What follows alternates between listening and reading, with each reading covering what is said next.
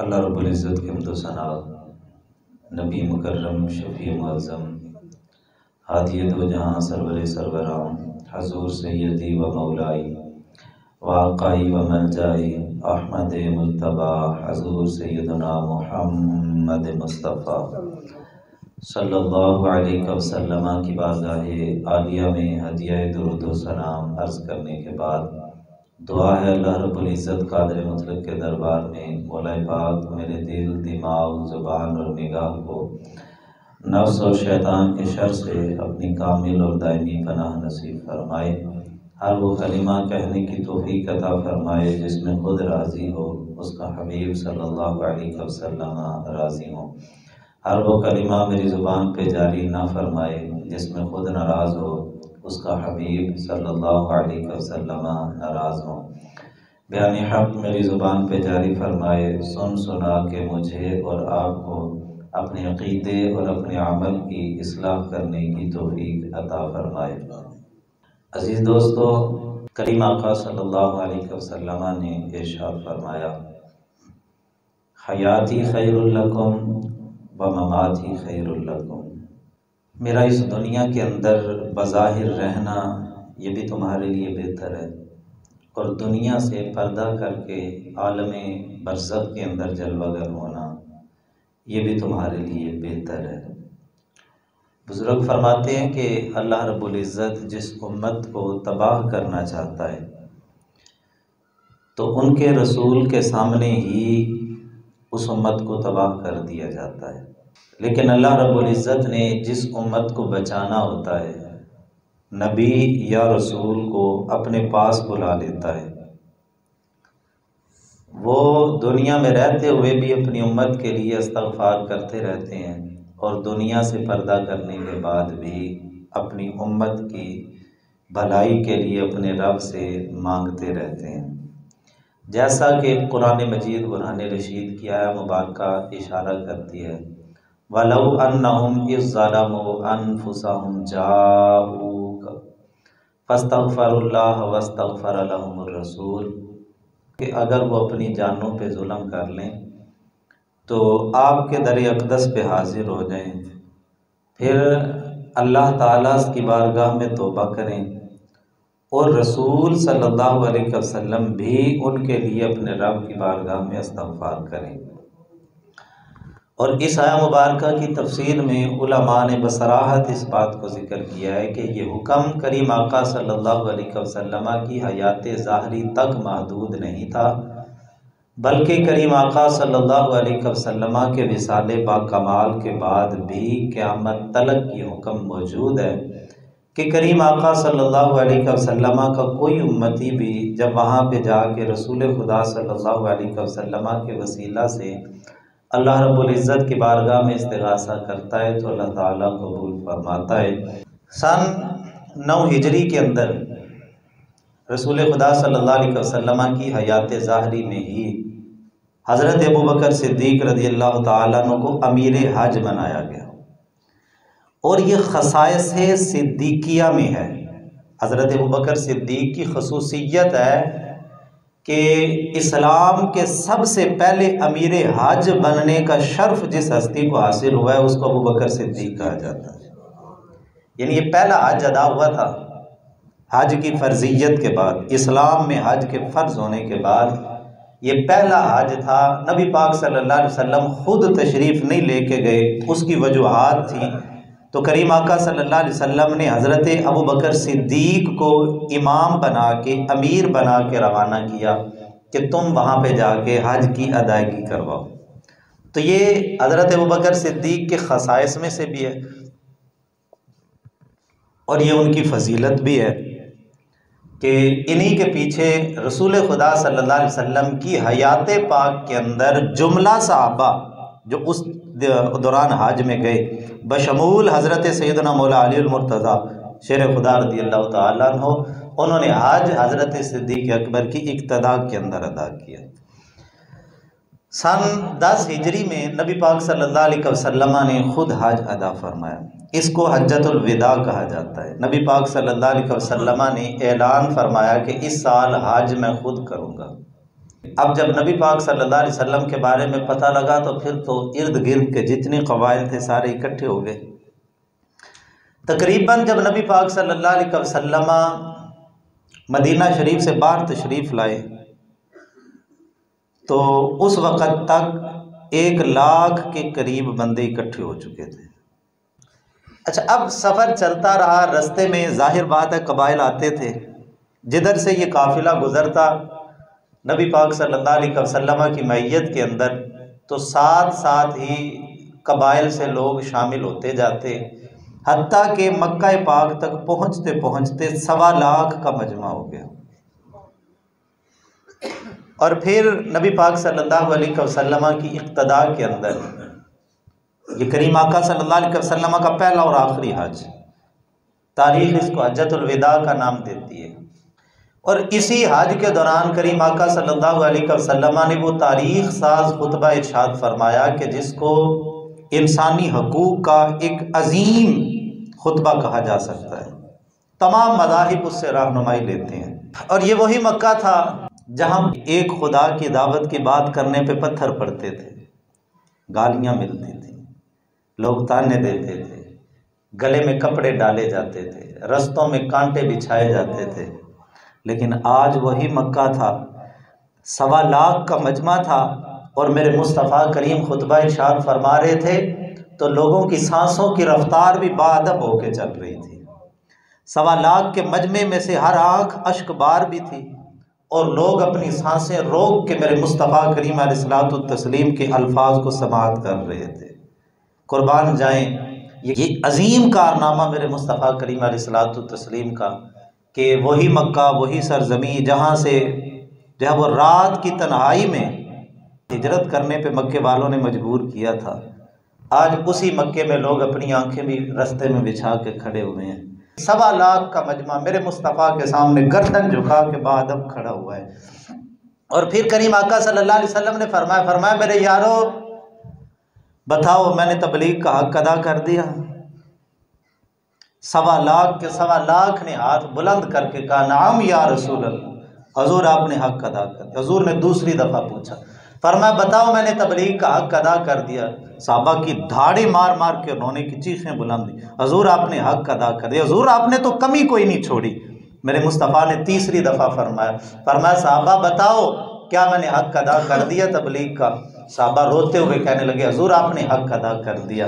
मेरे मुस्तफ़ा करीम अलैहिस्सलाम ने निगाह आसमान की तरफ उठाई, मौला गवाह हो जा, तेरी सारी मखलूक गवाही दे रही है कि जो बोझ तूने मेरे कंधों पे डाला था, मैंने ताइफ की बस्ती में पत्थर खा के, मैंने मक्के की गलियों में जुल्म और सितम बर्दाश्त करके तेरी तरफ से दी हुई जिम्मेदारी को मैंने कमा हक को पूरा कर दिया है। ये 1.25 लाख का मजमा गवाही दे रहा है, मौला तू भी गवाह हो जा। और फिर करीम आका सल्लल्लाहु अलैहि वसल्लम तशरीफ़ ले गए मिना के अंदर, हजूर ने कुर्बानी की। और ये भी एक मोहब्बत की अजीब दास्तान है। 100 ऊँट हजूर की बारगाह में पेश किए गए और नबी पाक सल्लल्लाहु अलैहि वसल्लम ने 63 ऊँटों को अपने हाथों से नहर फरमाया, बल्कि ज़बा के अल्फाज भी आते हैं। नहर करना ये फिर भी आसान है, जो नेज़ा लगाया जाता है ऊँट के हलक के अंदर। ज़बा करना ये बड़ा मुश्किल है। ये तो जो है वो मेंढा बकरा कोई तगड़ा हो तो उसको ज़बा करना मुश्किल होता है, भैंस हो तो उसको ज़बा करना उससे भी मुश्किल होता है। तो अगर ऊँट हो तो उसको ज़बा करना तो ये बहुत मुश्किल तरीन काम है। लेकिन हजूर ने अपने हाथों से ज़बा किए और साहबा फरमाते हैं कि अजीब मंजर था। और ये फ़िक़्ह की किताबों में लिखा हुआ है, असूल व ज़वाबित मुकर्रर हैं, जानवर के सामने छुरी तेज़ ना की जाए क्योंकि वो डर जाएगा। एक जानवर के सामने दूसरे जानवर को ज़बा ना किया जाए, उसका खून खुश्क हो जाएगा। साहबा फरमाते हैं अजीब मंजर था, अजीब मंजर था। 100 ऊँटों की कितारें थीं और अब जाहिर बात है एक जानवर के सामने दूसरे को ज़बा किया जाए तो दूसरे जानवर घबराते हैं, वो पीछे हटते हैं। लेकिन साहबा फरमाते हैं यहाँ मंजर अजीब था, यहाँ वो पीछे नहीं हटते थे, आगे बढ़ बढ़ के अपनी गर्दनें हजूर के कदमों में पेश करते थे। गिरे जाते हैं मर मर के मरे जाते हैं गिर गिर के, हजूर शम्मा परवानों की नादानी नहीं जाती। जैसे शम्मा जलती हो तो परवाने गिर गिर के निसार होते हैं, ऐसे मेरे मुस्तफ़ा के सामने वो ऊँट अपनी गर्दनें आगे बढ़ बढ़ के पेश कर रहे थे। और हर एक की ख्वाहिश थी कि हजूर अपने हाथों से मुझे ज़बह करें। 63 ऊँट मेरे मुस्तफ़ा करीम अलैहिस्सलातु तस्लीम ने ज़बह फरमाए। और उसके बाद मौला अली शेर खुदा को 27 ऊँट बकिया के जो है वो दिए मेरे मुस्तफ़ा करीम अलैहिस्सलातु तस्लीम ने। उसके बाद हलक मुबारक करवाया और जो नबी पाक सल्लल्लाहु अलैहि वसल्लम के बाल मुबारक थे, ये आजकल अजीब किस्म के फ़ैशन चल गए हैं। कोई किसी किस्म की कट करवाते हैं, कोई किसी किस्म की कट करवाते हैं। अब तो नौजवान कई दफ़ा ऐसे होता है कि पीछे से देखें तो लगता है लड़की जा रही है, आगे जाके देखें तो पता लगता है नहीं कुड़ी नहीं है तो मुंडा सी। नबी अकरम शफ़ी मुअज़्ज़म सल्लल्लाहु अलैहि वसल्लम ने जुल्फ़ें रखी हैं। करीम आका सल्लल्लाहु अलैहि वसल्लम ने हलक भी करवाया है, लेकिन हलक नबी पाक सल्लल्लाहु अलैहि वसल्लम ने सिर्फ उम्रे या हज के मौके पे करवाए, वगरना इसके अलावा हजूर सल्लल्लाहु अलैहि वसल्लम ने जुल्फ़ें रखी हैं वो कंधों तक या कानों के लो तक, इससे लेके कंधों के दरमियान तक मेरे मुस्तफ़ा करीम अलैहिस्सलातु तस्लीम ने बाल रखे। ये हज्जतुल विदा का मौका था, नबी अकरम शफ़ी मुअज़्ज़म सल्लल्लाहु अलैहि वसल्लम ने हलक करवाया और सहाबा फरमाते हैं वो अजीब मंजर था। नाई हजूर के बाल काट रहा था और बाहर 1.25 लाख का 1.25 लाख मजमा वो परवानों की तरह चक्कर लगा रहा था। उम्मे सुलैम फरमाती हैं कि मेरे खामद मेरे पास आए और आके कहने लगे जा रहा हूँ हज के लिए, बता तेरे लिए क्या लेके आऊँ। तो उस बीवी पे भी कुर्बान जाएं कि उसने मांगा भी तो क्या मांगा। आज खामद ने आना हो तो बीवी कहती है टीवी ले आना, मेरे लिए मोबाइल अच्छा सा ले आना, कोई जेवर की फरमाइश करता है। उस बीवी ने फरमाइश की तो मोहब्बत की हद ही कर दी। उसने कहा तो हज के लिए जा रहे रसूलुल्लाह सल्लल्लाहु अलैहि वसल्लम के साथ, हजूर हज पे जा रहे हैं तो हजूर हलक भी करवाएंगे, जाहिर बात है बाल हजूर उतरवाएंगे, और जब बाल उतरवाएंगे तो फिर जाहिर बात है कि वो हजूर तकसीम भी फरमाएंगे, तो उन बालों में से एक बाल मेरे लिए तोहफा लेके आना। अब वो कहते हैं मैं सोचता था 1.25 लाख का मजमा है, यहाँ मुझ गुलाम की बारी कहाँ आएगी, और हर एक की मोहब्बत एक दूसरे से बढ़ के है, मैं किस किस से आगे बढ़ने की कोशिश करूँगा। फरमाते हैं फिर कुर्बान जाएं उस महबूब की मोहब्बत पे भी, जब जज्बा सादिक हो तो उधर से करम होते देर नहीं लगती। फरमाते हैं कि मैं भी बाहर मुंतजिर खड़ा था कि अब करम कब होगा। नाई ने बाल काटे और जब वो बाल इकट्ठे हो गए मेरे मुस्तफ़ा करीम अलैहिस्सलाम ने मेरा ही नाम लेके बुलाया कि इधर तो आप बात सुन के जा। कहते हैं मैं हजूर की बारगाह में हाजिर हुआ तो नबी पाक सल्लल्लाहु अलैहि वसल्लम ने वो सारे ही बाल मेरी झोली में डाल दिए, फरमाया ये ले पकड़ और जाके बाहर गुलामों में तकसीम कर दे। और ये हज़रत खालिद इब्ने वलीद जैसा बंदा वो भी जो है वो आगे बढ़ बढ़ के कोशिश में था कि कोई बाल मुझे भी मिल जाए, और वही बाल लेके उन्होंने टोपी में सिलवाया था। और एक जंग के अंदर जब वो टोपी सर से गिरी थी तो जब ऊपर तलवारें और नेज़े चल रहे थे वो नीचे कोई चीज़ तलाश कर रहे थे। लोगों ने कहा तुझे मरने की परवाह नहीं, उसने कहा मरने की बात छोड़ो, मेरे सर से वो टोपी गिर गई है कि जिसमें मेरे आका का बाल मुबारक था, मुझे वो तलाश कर लेने दो। यानी नबी पाक सल्लल्लाहु अलैहि वसल्लम ने हलक मुबारक करवाया, हजूर सल्लल्लाहु अलैहि वसल्लम के बाल मुबारक गुलामों में तकसीम किए गए। हजूर मैदान अरफात के अंदर आते हैं, अल्लाह रब्बुल इज़्ज़त ये आया मुबारक नाजिल फरमाता है अल यौमा अकमलतु लकुम दीनकुम व अतममतु अलैकुम निअमती। ए हबीब प्यारे आज दीन तुम पे मुकम्मल हो गया, अल्लाह की नेमत का इतमाम हो गया। जब यह मुबारक उतरी साहबा खुशी से फूले नहीं समा रहे थे, हर एक जब वो खुश था और जज्बात से सरशार था कि ये एजाज़ जो साहबका उम्मतों में से किसी को नहीं मिला, किसी को अल्लाह ने ये नहीं कहा कि तुम्हारा दीन मुकम्मल हो गया, आज अल्लाह ने ये एजाज़ हमें दिया। हर कोई खुश था, लेकिन एक वो था जो मिजाज शनासे मुस्तफ़ा था, एक वो था जो मेरे मुस्तफ़ा की एक एक अदा को समझता था, जो इशारों को भी समझता था। वो धाड़े मार मार के रो रहा था। वो हज़रत अबू बकर सिद्दीक की हस्ती थी। लोगों ने कहा अबू बकर पागल हो गया है, खुशी के मौके पे भी कोई रोता है। फरमाने लगे हो मुझे बताओ एक बंदा कोई काम करने के लिए आए, जब काम पूरा हो जाए तो फिर क्या होता है? उन्होंने कहा फिर वो वापस जाता है। तो सिद्दीक़ अकबर की जब वो आह निकली, फरमाया काम मुकम्मल हो जाए तो करने वाला वापस जाता है, तुम्हें पता नहीं दीन मुकम्मल हो गया, मुस्तफ़ा की तैयारी हो रही है। हजूर सल्लल्लाहु अलैहि वसल्लम हमें छोड़ने का इरादा फरमा चुके हैं। अल यौम दे सख्त इशारिन के मदनी ढोल तैयारिन। हजूर मदीना शरीफ आते हैं, ज़िलहज शरीफ के अंदर हजूर वापस आते हैं, मुहर्रम का महीना गुजरता है, सफ़र के महीने के आखिरी अय्याम के अंदर आका करीम अलैहिस्सलातु तस्लीम ने एक लश्कर तैयार किया और इसमें तकरीबन 3000 के करीब सहाबा के नाम थे और सारे जय्यद सहाबा थे। उसमें बड़े बड़े मुहाजिरीन और बड़े बड़े अंसार साहब, हज़रत सिद्दीक़ अकबर भी उस लश्कर में शामिल थे, हज़रत फ़ारूक आज़म और उस्मान गनी भी उस लश्कर में शामिल थे।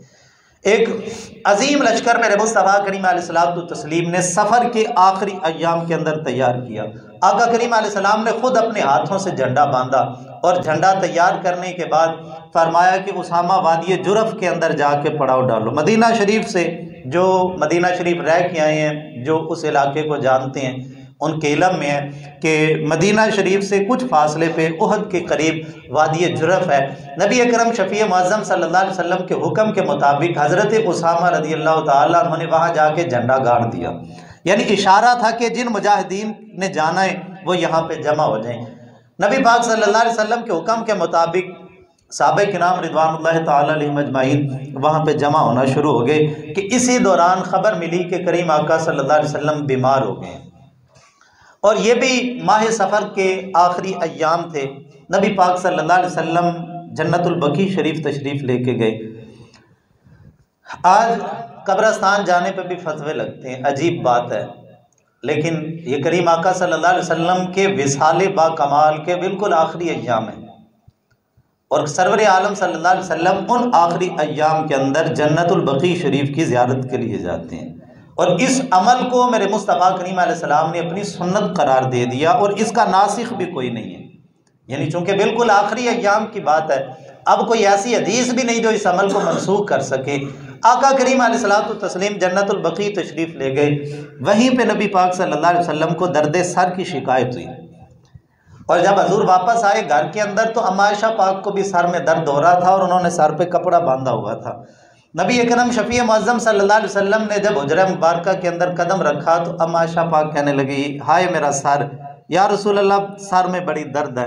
तो नबी अकरम शफ़ी मुअज़्ज़म सल्लल्लाहु अलैहि वसल्लम ने अज़रह मज़ाह हजूर ने फरमाया, आयशा अगर तू इस बीमारी में फौत हो जाए तो फिर मैं तेरी नमाज जनाजा पढ़ूँगा और फिर मैं तुझे अपने कपड़े कफन में दूंगा, मैं तेरे लिए दुआ भी करूंगा, तुझे अपने हाथों से दफनाऊंगा, मिट्टी भी दूंगा। तो हजूर सल्लल्लाहु अलैहि वसल्लम बतौर मज़ा अम्मा आयशा पाक से ये जुमले इरशाद फरमाए। आगे वो भी हजूर की लाडली बीवी थी, महबूबा थी नबी पाक सल्लल्लाहु अलैहि वसल्लम की। वो भी अर्ज़ करने लगी, हजूर आपने कहाँ मेरी इस्तग़फ़ार की फ़िक्र करनी है, हजूर आप तो कोई नई बीवी ला के मेरे कमरे में बैठा देंगे। तो अम्मा आयशा पाक भी आगे से वैसी बात की। तो नबी पाक सल्लल्लाहु अलैहि वसल्लम जो है वो इतनी देर में हजूर की तकलीफ़ शदीद हो गई। अम्मा आयशा पाक ने जब कही ना हजूर मेरा सर दर्द से फट रहा है, हजूर ने फरमाया, आयशा सर तो मेरे में भी बड़ी तकलीफ़ है। और फिर नबी मुकर्रम शफ़ी मुअज़्ज़म सल्लल्लाहु अलैहि वसल्लम की बीमारी के अय्याम शुरू हुए और बीमारी के अय्याम में भी हजूर नमाज पढ़ाते रहे, लेकिन जब वो चंद दिन ऐसे थे कि जिनमें नबी अकरम शफ़ी मुअज़्ज़म सल्लल्लाहु अलैहि वसल्लम की बीमारी शिद्दत इख्तियार कर गई। अब करीम आका सल्लल्लाहु अलैहि वसल्लम ने फरमाया, अबू बकर को हुक्म दो कि वो लोगों को नमाज पढ़ाएं। एक बीमारी बड़ी आ गई है हमारे सुन्नत व जमात में, वो तफजीली, यानी वो कहते हैं कि खिलाफत हज़रत अबू बकर सिद्दीक़ के पास थी लेकिन फजीलत मौला अली की थी।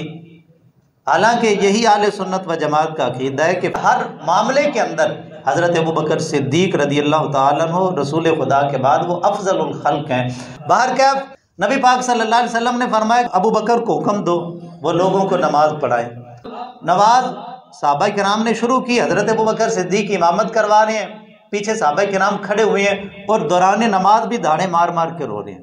इसी दौरान जब मेरे मुस्तफ़ा करीम अलैहिस्सलाम ने सहाबा को रोते हुए देखा, हजूर ने फरमाया, ए अली, ए अब्बास, मुझे उठाओ, मैं ज़रा खुद जाता हूँ। और फिर करीम आका सल्लल्लाहु अलैहि वसल्लम जलवागर हुए मस्जिद नबवी शरीफ के अंदर और जब हजूर तशरीफ़ लाए तो सहाबा किराम रिज़वानुल्लाहि ताला अलैहिम अजमाइन ने अपनी हथेलियों पे ऐसे दूसरा हाथ मारा तो हज़रत सिद्दीक़ अकबर को पता लग गया आमीना के लाल जलवागर हो चुके हैं। हज़रत सिद्दीक़ अकबर पीछे हटे। अब मंजर कुछ यूँ था, हजूर अबू बकर के इमाम थे और अबू बकर सारे सहाबा के इमाम थे, आका करीम अलैहिस्सलातु तस्लीम ने ये मंजर भी दिखवा के कायनात वालों को बता दिया है कि अबू बकर को मैं अपना नायब बना के जा रहा हूँ। फिर करीम आका सल्लल्लाहु अलैहि वसल्लम वापस अपने हुजरे अक़दस के अंदर तशरीफ़ ले गए। अम्मा आयशा पाक फरमाती हैं कि एक दिन मेरे अब्बा जान ना एक ही कपड़ा ओढ़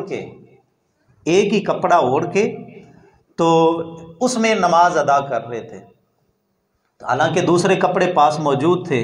फरमाती हैं मैंने नमाज की तकमील के बाद अर्ज़ की अब्बा जी कपड़े पास मौजूद हैं, आप इसी कैफियत में नमाज पढ़ रहे हैं। तो हज़रत सिद्दीक़ अकबर फरमाने लगे, फरमाया बेटी जो नमाज मेरे मुस्तफ़ा करीम अलैहिस्सलातु तस्लीम ने और मैंने इकट्ठी पढ़ी थी ना, वो ये वो नमाज के जब हजूर अबू बकर सिद्दीक़ के इमाम थे और हज़रत सिद्दीक़ अकबर सारे सहाबा के इमाम थे, फरमाया वो नमाज जो हमने इकट्ठी पढ़ी थी ना, उस नमाज में मुस्तफ़ा करीम अलैहिस्सलाम के जिस्म अक़दस पे 2 ही कपड़े थे और मैं और कोई अमल नहीं कर रहा, मैं तो अपने महबूब की अदा को अदा कर रहा हूँ, मैं फ़र्ज़ मोहब्बत अदा कर रहा हूँ, किसी की अदा को अदा कर रहा हूँ।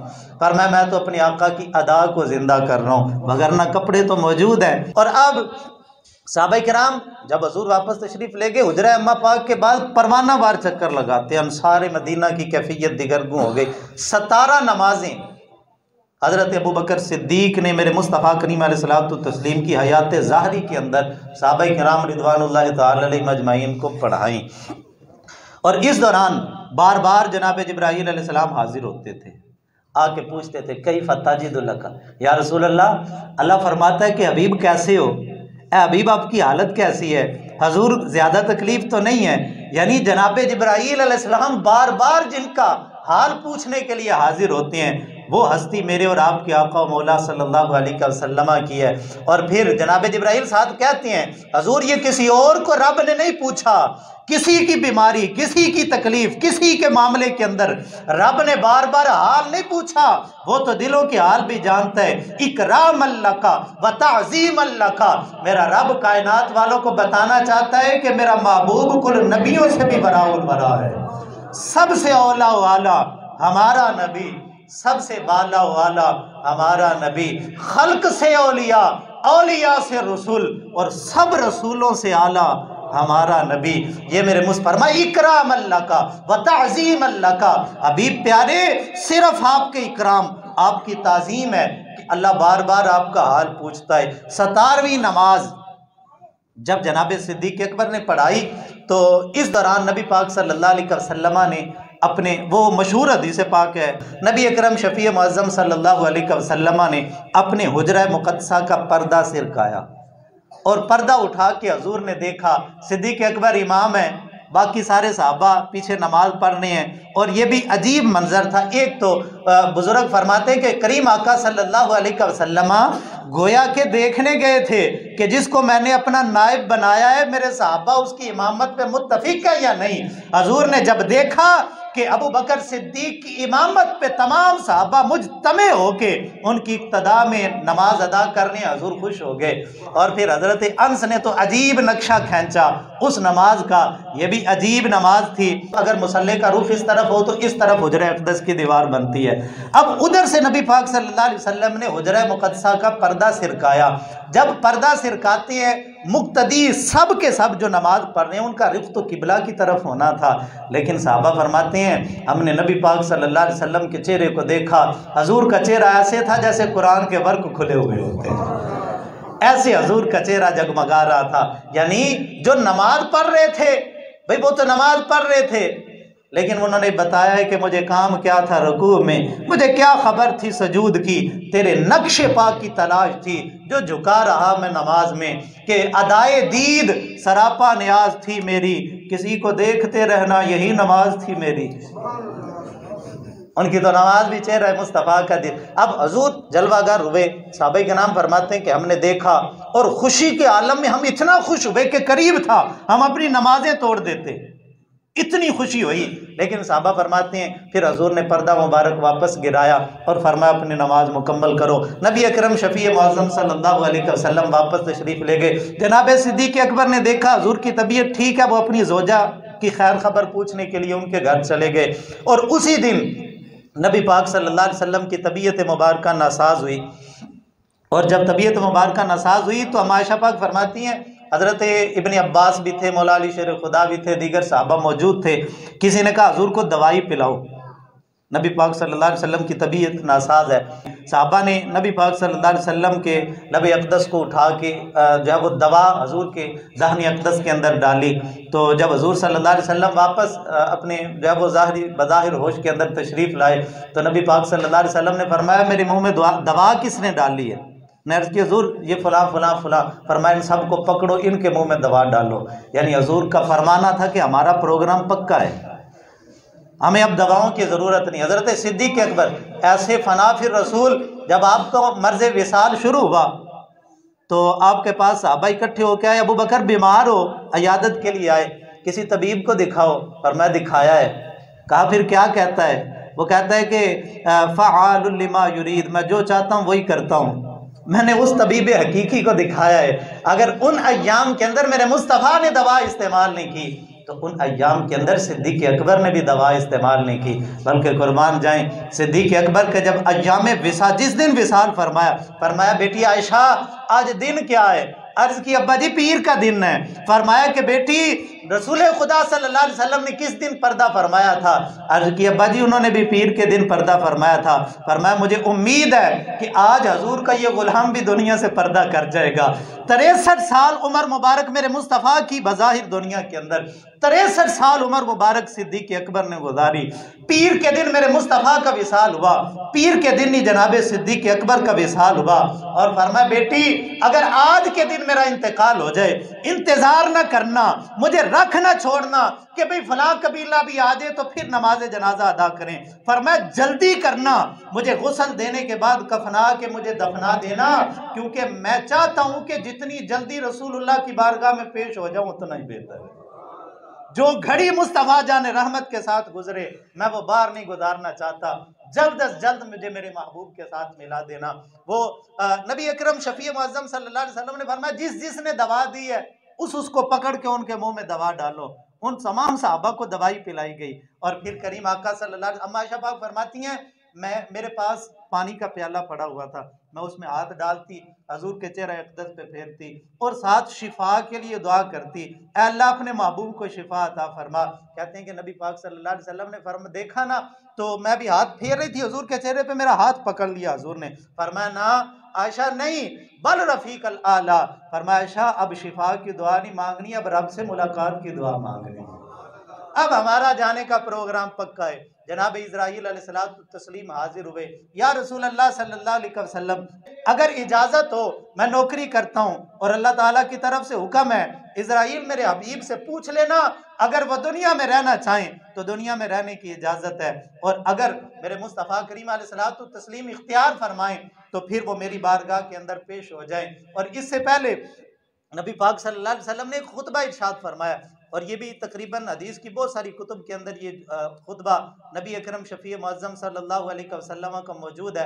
आका करीम अलैहिस्सलातु तस्लीम हज़रत जाबिर इब्न अब्दुल्लाह फरमाते हैं कि नबी अकरम सल्लल्लाहु अलैहि वसल्लम विसाल बा कमाल से कबल हजूर सल्लल्लाहु अलैहि वसल्लम ने हमें खुतबा इरशाद फरमाया, और आका करीम अलैहिस्सलातु तस्लीम ने उस खुतबे के अंदर इरशाद फरमाया क्या लोगों मेरा ये पाँव, हजरत जाबिर फरमाते हैं या तो हौज़े कौसर फरमाया या नबी पाक सल्लल्लाहु अलैहि वसल्लम ने फरमाया कि जन्नत के दरवाजे में से एक दरवाजे पे बैठे दुनिया में है और कदम जन्नत के दरवाजे पे है, बैठे दुनिया में और कदम हौज़े कौसर के दहाने पे है। और फिर हजरत जाबिर फरमाते हैं फरमाया कि रसूलुल्लाह सल्लल्लाहु अलैहि वसल्लम ने फरमाया बेशक अल्लाह ने अपने बंदों में से एक बंदे को इख्तियार दिया, अपना नाम नहीं हुजूर ने लिया।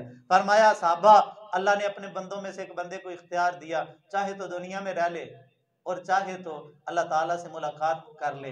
तो क्या हुजूर ने फरमाया कि फिर अल्लाह के उस बंदे ने अल्लाह की मुलाकात को पसंद किया। सब सहाबा खामोश थे कि अबू बकर सिद्दीक धाड़े मार मार के रोने लगे। एक अंसारी साहबी बैठे हुए थे, कहने लगे देखो इस बूढ़े को क्या हो गया, ये तो हुजूर तो किसी बंदे की बात कर रहे हैं और ये धाड़े मार मार के रो रहा है। तो हजरत सिद्दीक अकबर कहने लगे तुम्हें पता नहीं हुजूर किसी बंदे की बात नहीं कर रहे, हुजूर तो अपनी बात कर रहे हैं। और फिर जनाब इज़राइल अलैहिस्सलाम हजूर की बारगाह में इजाज़त मांगने के लिए हाजिर हुए। हजूर ने फरमाया जिब्राइल को आ लेने दो, मैं उनसे मशवरा करके बताता हूँ। इतने में जनाब जिब्राइल अलैहिस्सलाम भी हाजिर खिदमत हुए। हजूर ने फरमाया जिब्राइल तेरा क्या मशवरा है? अर्ज की इन्नल्लाह क़द इश्ताक़ इला लिक़ाइका या रसूल अल्लाह, या रसूल अल्लाह, अल्लाह ताला आपकी ज़ात के आपको मिलने का मुश्ताक है। तो फरमाते हैं कि फिर हजूर सल्लल्लाहु अलैहि वसल्लम ने फरमाया बल रफ़ीक़ल आला, बल रफ़ीक़ल आला। और फिर वो आखिरी अल्फाज जो इस दुनिया से पर्दा फरमाते हुए मेरे और आपके आका मौला सल्लल्लाहु अलैहि वसल्लम की ज़ुबान अक़दस पे थे, उम्मतियों वो अल्फाज सुनो, वो अल्फाज सुनो। आज कैसे उम्मत नमाज को छोड़ सकती है? मेरे मुस्तफ़ा करीम अलैहिस्सलातु तस्लीम की ज़ुबान अक़दस के जो आखिरी अल्फाज थे, फरमाया अस्सलात वमा मलकत ऐमानुकुम, फरमाया लोगों नमाज की पाबंदी करना, नमाज की पाबंदी करना। और जो तुम्हारे मातहत लोग हों, मा मलकत ऐमानुकुम, जो तुम्हारी लोंडियां हैं, जो तुम्हारे मातहत हैं, जो तुम्हारे मजदूर हैं, जो तुम्हारे नीचे काम करते हैं, उनका ख्याल करना। मेरे मुस्तफ़ा ने जाते जाते भी एक तो गरीबों के सर पे दस्ते शफकत रख दिया और दूसरा उम्मत को सबक दे दिया। मैं जाते जाते पैगाम दे के जा रहा हूँ कि कभी रब की बारगाह में सर झुकाने से देर न करना। नमाज की पाबंदी, नमाज की पाबंदी, नमाज की पाबंदी बड़ी अहम नमाज है, बड़ी अहम नमाज है, दीन का सतून है यारो नमाज। और कुछ भी ना हो, मेरे मुस्तफ़ा ने फरमाया मेरी आंखों की ठंडक है नमाज।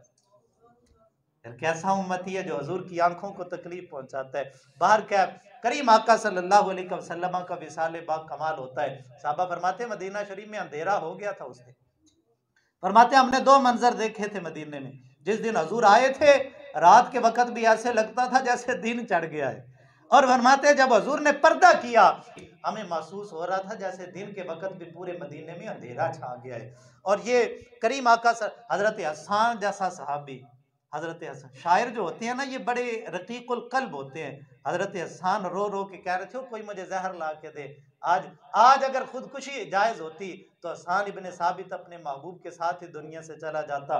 हजरत अब्दुल्लाह रज़ियल्लाहु ताला अन्हु एक साबित थे, अपनी फसलों में काम कर रहे थे। वहां जाके किसी ने बताया रसूल खुदा का विसाल हो गया है। अपनी आंखों पे हाथ रखे, मौला इन आंखों से तेरे हबीब का चेहरा ही तो था जो दुनिया में देखा करता था। हजूर के बाद अब क्या देखने को बाकी रह गया तेरी दुनिया में, मेरी आंखें वापस ले ले। रवायत में आता है हाथ रखे थे तो आंखें सही थी, जब हाथ उठाए तो अल्लाह ने आंखें वापस ले ली। ऐसी शिद्दत की कैफियत थी साहबा पे। मेरे मुस्तफ़ा करीम अलैहिस्सलाम की ऊँटनी मुबारक, गुलाम तो गुलाम, हजूर के साथ ताल्लुक रखने वाले जो जानवर थे, हजूर की मुबारक ऊँटनी ने खाना पीना छोड़ दिया। एक कुएं के अंदर गिर के उसने भी इस दुनिया को अलविदा कह दिया। नबी पाक सल्लल्लाहु अलैहि वसल्लम का मुबारक गदा याफूर जो है वो जिसमें नबी पाक सल्लल्लाहु अलैहि वसल्लम सवारी किया करते थे, ये वो गदा था। जब खैबर फतह हुआ ये हजूर की बारगाह के अंदर पेश हुआ और इसने जुबान हाल से हजूर की बारगाह में अर्ज की थी लजपाला मेरे आबाव अजदाद वो हैं कि जिन पे किसी ना किसी नबी ने सवारी की है। या रसूल अल्लाह अपनी नस्ल में से मैं आखिरी गदा हूँ और कुल नबियों में से आप अल्लाह के आखिरी नबी हैं। मेरा मालिक जब भी मुझ पे सवारी करना चाहता था, मैं जब उसको गिरा देता था, मैंने अपनी पुश्त पे गैर नबी को सवार नहीं होने दिया। या रसूल अल्लाह मेरी सवारी के लिए आपकी ज़ात ही लायक है, हजूर मुझ पे सवारी फरमाएं। ये आज के खोतों को नहीं पता कि रसूल खुदा अल्लाह ताला के आखिरी नबी हैं। और नबी अकरम शफी मुअज़्ज़म सल्लल्लाहु अलैहि वसल्लम के बाद आज कोई कादियान का काना उठ के वो कहता है मैं भी नबी हूँ, उसको कहा जाएगा बकवास बंद कर, ये तो गधों ने भी ऐलान कर दिया था मुस्तफ़ा करीम अलैहिस्सलाम अल्लाह के आखिरी नबी और रसूल।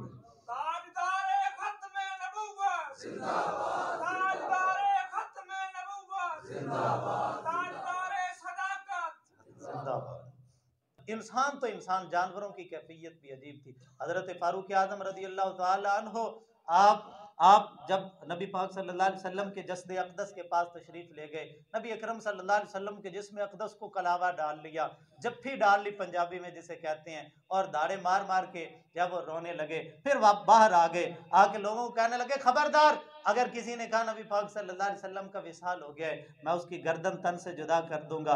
हजरत उस्मान गनी रज़ी अल्लाह तआला अन्हु ऐसे बच्चों की तरह जमीन पे बैठे मिट्टी को रेद रहे थे। हजरत सिद्दीक़ अकबर जो अपनी जोजा के घर गए थे, दौड़ते हुए आए, नबी पाक सल्लल्लाहु अलैहि वसल्लम के चेहरा अक़दस से कपड़ा हटाया, हजूर की पेशानी पे बोसा दिया, फिर पलटे, फिर हजूर के लब अक़दस पे बोसा दिया, फिर पलटे, फिर हजूर के रुखसार अक़दस पे बोसा दिया, और फिर आप बाहर तशरीफ लाए, सहाबा की इस कैफियत को मुलाजा किया। हजरत सिद्दीक अकबर ने खुतबा इरशाद फरमाया। हजरत फारूक आजम फरमाते हैं सिद्दीक अकबर ने खड़े होकर अल्लाह का कुरान पढ़ा, वमा मुहम्मदुन इल्ला रसूल कद खलत मिन क़ब्लिहिर रुसुल अफ़इन माता औ क़ुतिला इंक़लबतुम अला आक़ाबिकुम। ये जंगे उहद के अंदर कुरान पाक की आया मुबारक नाजिल हुई। हजरत फारूक आजम फरमाते हैं आज जब सिद्दीक अकबर की जुबान से हमने कुरान की आयत सुनी, हमें लगा कि जैसे आज ही कुरान की आयत नाजिल हुई है। मोहम्मद सल्लल्लाहु अलैहि वसल्लम तो अल्लाह के रसूल हैं, अगर वो दुनिया से पर्दा कर दे तो क्या तुम दीन से फिर जाओगे? क्या जब वो उनसे पहले भी रसूल आते रहे, वो अपनी तबलीग पूरी करके इस दुनिया से चले जाते रहे। अगर रसूल खुदा सल्लल्लाहु अलैहि वसल्लम पर्दा फरमा गए हैं तो इसमें ताज्जुब की क्या बात है? और फिर जब वो सहाबा किराम की इधर ये कैफियत थी, अहले बैत अतहार अपने सदमे के अंदर थे, तो सहाबा फरमाते हैं कि उधर अंसार मदीना का ग्रोह इकट्ठा हो गया। हजरत साद इब्न उबादा की क़यादत के अंदर अंसार मदीना जमा हो गए और वहां पे वो आपस में मशवरा कर रहे थे। हजरत फारूक आजम फरमाते हैं कि मैं हजरत अबू उबैदा बिन जर्राह के पास बैठा हुआ था, मुझे आके किसी ने बताया कि अंसार सकीफ़ा बनी सादा के अंदर इकट्ठे हो गए हैं। फरमाते हैं कि हम दोनों इकट्ठे होकर हजरत अबू बकर सिद्दीक के पास गए। अब 3 बंदे, हजरत अबू उबैदा बिन जर्राह जिनको अमीन उम्मत का लक़ब दिया गया, हजरत फारूक आजम रज़ी अल्लाह तआला अन्हु जिनके बारे में मेरे मुस्तफ़ा ने फरमाया लौ कान बादी नबिय्यन लकान उमर, फरमाया अगर मेरे बाद कोई नबी होता तो वो उमर होता। तीसरे सिद्दीक अकबर के जिनको मेरे मुस्तफ़ा ने अपनी हयात ज़ाहरी के अंदर अपने मुसल्ले पे इमामत के लिए खड़ा कर दिया था। तीनों जलीलुल कदर हस्तियां ये तीनों इकट्ठे हुए अंसार मदीना की उस बैठक के अंदर चले गए। हालांकि अभी तो कैफियत ये थी, हुजूर ने पर्दा फरमाया था, साहबा गम के अंदर थे, अहले बैत तहार तो अपने घर के अंदर सोच रहे थे कि अब करना क्या है। उस वक्त अगर उम्मत के अंदर इंतशार पैदा हो जाता, और मैंने अभी पे इब्तदा के अंदर अर्ज की थी कि हुजूर ने सफर के आखिरी अय्याम के अंदर लश्कर उसामा रवाना किया था रोम से जंग करने के लिए, वो भी मुंतजिर थे। अगर देर होती और मुसलमान खलीफा चुनने के अंदर चंद दिन और लगा देते, उधर से रोम वाले हमला कर देते, तो बगैर सरदार के, बगैर खलीफा के आप समझ सकते हैं कि कैसे कोई जंग कर सकता है। हजरत सिद्दीक अकबर, हजरत फारूक आजम, आज कुछ लोग ना मुंह फाड़ के एतराज कर देते हैं, वो खिलाफत के लिए चले गए, अगर वो ना जाते तो उम्मत के अंदर ऐसा इंतशार पैदा हो जाता जिसको कोई संभाल ना सकता। हजरत ये तीनों हस्तियां गई सकीफा बनी सादा के अंदर, अंसार मदीना बाहम मशवरा कर रहे थे। हजरत सिद्दीक अकबर रज़ी अल्लाह तआला अन्हु और ये तीनों जाके चुप करके बैठ गए। अंसार में से एक खतीब खड़ा हुआ, उन्होंने कहा भी हमारी फजीलत ये है, तुम हम में से हो, तुम आए, हमने अपना माल दिया, हमने अपनी जानें तुम्हारे लिए पेश की, हमने अपने घर दिए, हमने सब कुछ तुम्हारे लिए कुर्बान किया, लिहाजा हमारा हक बनता है खिलाफत का। हजरत उमर पाक फरमाते हैं कि मैं ज़हन के अंदर ना तैयारी करता रहा, मैंने ये कहना है, ये कहना है, ये कहना है। फरमाते मैं उठने लगा, अबू बकर सिद्दीक ने मेरा हाथ पकड़ा, फरमाने लगे उमर तो बैठ जा, क्योंकि जज्बाती जो है कहीं ऐसी बात ना कह दे। हजरत सिद्दीक अकबर हलीमुत्तबा शख्सियत थे, उठ के खड़े हुए, फरमाया अंसार मदीना जो जो तुमने कहा इस फजीलत का इनकार कोई नहीं कर सकता, लेकिन मेरे मुस्तफ़ा ने फरमाया था अल अइम्मतु मिनल कुरैश, इमाम हमेशा कुरैश में से होंगे, खलीफे तो कुरैश में से होंगे, तुम अंसार हो, तुम्हारी बड़ी शान है, तुम्हारा बड़ा मकाम है, तुम्हारी बड़ी फजीलत है, तुम्हारा बड़ा रुतबा है, लेकिन जो मुस्तफ़ा करीम अलैहिस्सलाम ने कहा था इमाम कुरैश में से होंगे, लिहाजा और अरब वाले कुरैश के सिवा किसी खलीफे को कबूल भी नहीं करेंगे। इज्जत नसब के अंदर, इज्जत के अंदर, मियार के अंदर अगर देखा जाए तो पूरे अरब के अंदर जो मकाम, जो मर्तबा कुरैश को हासिल है वो किसी दूसरे को हासिल नहीं है। लिहाजा ये उमर खड़े हैं तुम्हारे सामने, इनमें इनकी बैत कर लो। हजरत फारूक आजम फरमाते हैं बाकी सारी बातें तो वो थी जिनसे मैं बड़ा खुश हुआ, लेकिन ये बात ऐसी थी कि मेरे सर पे कोई पहाड़ गिरा देता, मेरी गर्दन तन से जुदा कर देता, लेकिन जिस कौम के अंदर अबू बकर हो, उमर कभी उस कौम का इमाम बनने की अहलियत नहीं रखता। फरमाया मैं उठा, आवाज बुलंद हुई, किसी अंसारी ने उठ के कहा एक इमाम तुम्हारा, एक इमाम हमारा।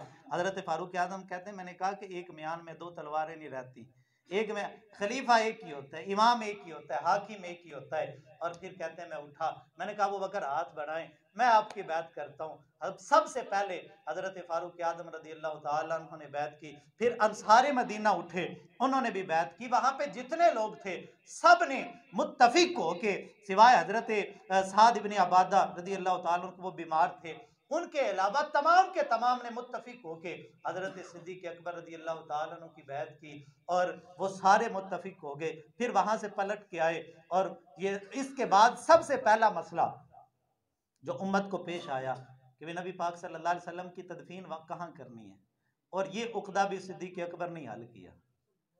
कोई सोच रहा था भी मक्के ले जाए, हरम पाक के करीब जाके तदफीन करें, किसी ने कहा बैतुल मुक़द्दस ले जाएं, जुमला अंबिया की कसरत से कबूर वहां पे हैं, वहां पे तदफीन करें, किसी ने कहा जन्नतुल बकी में करें।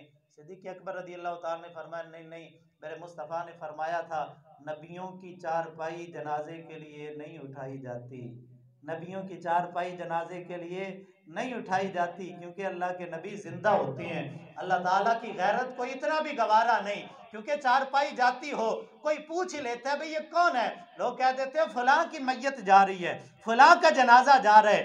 रब्बे कुद्दूस की गैरत को इतना भी गवारा नहीं कि मेरे नबी की चारपाई कोई उठाए और कोई कहे कि फलां का जनाजा जा रहा है। रब्बे कायनात की गैरत इतना भी गवारा नहीं करती, क्योंकि अल्लाह के नबी जिंदा होते हैं। इसलिए सिद्दीक अकबर ने फरमाया नबियों के जनाजे नहीं उठाए जाते, जहां नबियों का विसाल होता है वहीं नबियों की कबूल होती है।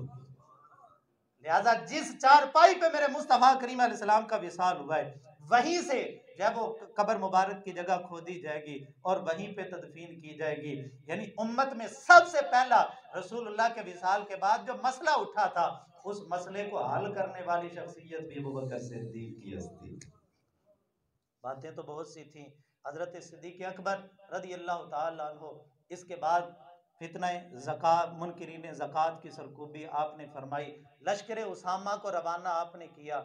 यानी लश्कर उसामा, जब साहबा कह रहे थे भी मुनकिरीन ज़कात हो गया, फलां कबीला मुर्तद हो गया, फलां मुर्तद हो गया, हजरत फारूक आज़म अमीरुल मोमिनीन अभी लश्कर उसामा को रहने दें, फरमाया अबू बकर को मदीने की गलियों के कुत्ते इसकी बोटी बोटी नोच के ले जाएं, लेकिन जिस लश्कर को रसूलुल्लाह ने रवाना किया अबू बकर उसको रोकेगा?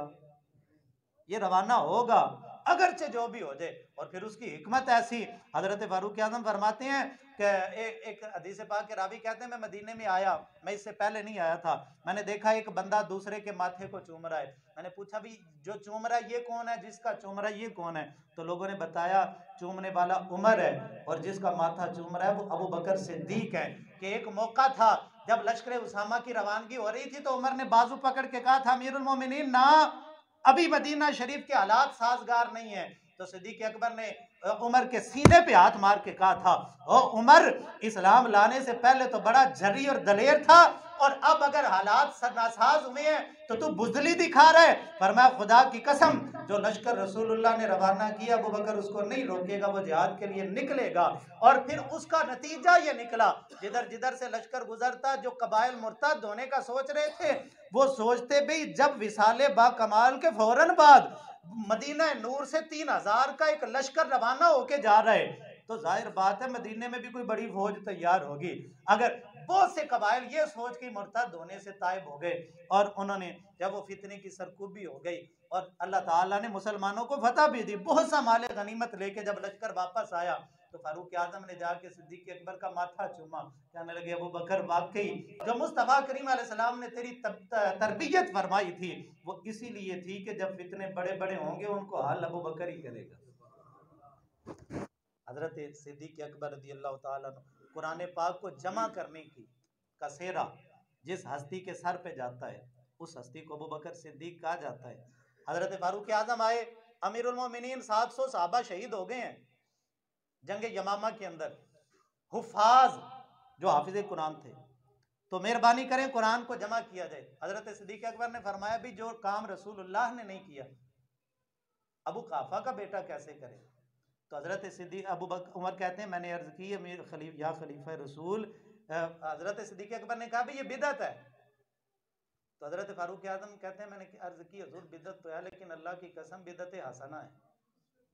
हर ये भी बड़ी बीमारी है, हर नए काम को बिदअत कह दिया जाता है, हर नए काम पे बिदअत का फतवा ठोक दिया जाता है। हजरत फारूक आजम कहते हैं मैंने, हजरत सिद्दीक अकबर भी मुत्तफिक हो गए। हजरत जैद को बुलाया गया, उनको बुला कहा भाई कुरान पाक की जमा का जिम्मा तुमने उठाना है। वो कहते हैं खुदा की कसम अगर पहाड़ को खोद के दूसरी जगह उसका अंबार लगाने का मुझे कह दिया जाता ना वो आसान था, लेकिन कुरान पाक जैसी अजीम दौलत, इसको जमा करना ये कोई आसान काम था? फरमाते हैं मैंने भी वही बात की, मैंने कहा हुजूर नबी पाक ने नहीं की तो ये तो बिदत हो गई। तो हजरत फारूक आजम जलाल में आगे फरमाया, ज़ैद तुझे नहीं पता ये बिदत तो है लेकिन बिदत हसना है।